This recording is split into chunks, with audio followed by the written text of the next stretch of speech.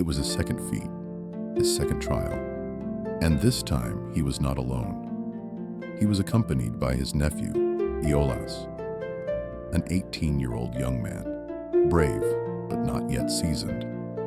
He followed in the footsteps of the hero who had already slain lions. But what awaited him in Lerna was not afraid of muscles.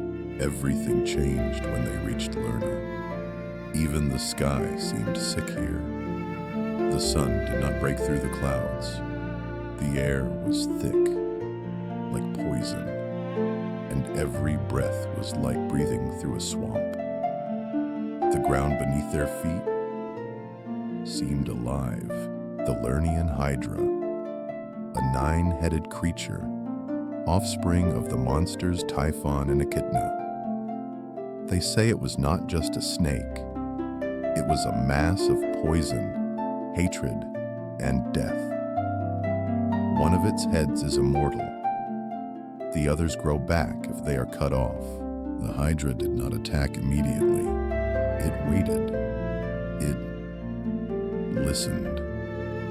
Because it was not a mindless monster.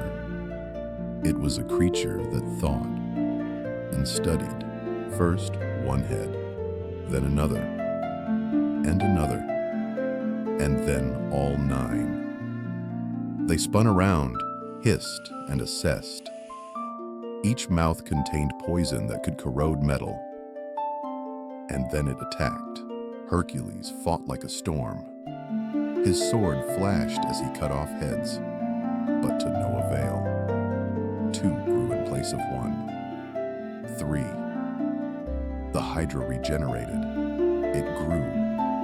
It became even more ferocious.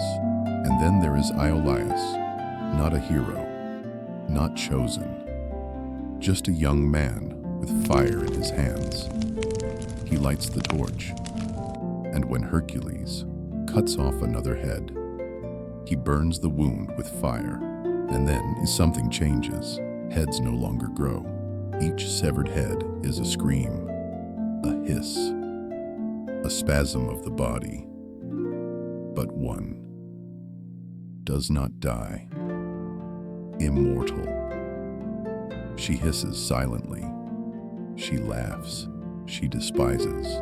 Then he took a stone, a large one, and pressed it against his head. He didn't kill him. He locked him away forever. Now immortal evil lies in the land of Lerna, motionless, but not dead. The feat was accomplished, but it was not joyful.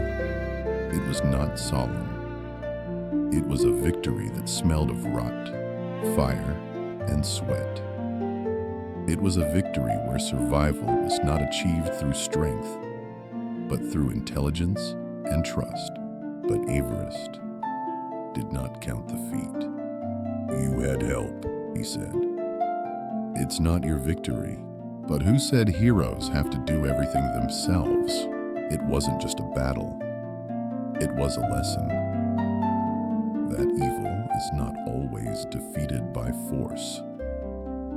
That immortality is not an advantage, and that even heroes sometimes need someone by their side to burn what cannot be killed. And when they left Lerna, the clouds did not disperse, but one fire was already burning there. Subscribe to the channel, like this video, and write in the comments, do you think Hercules was a hero or a tool of fate?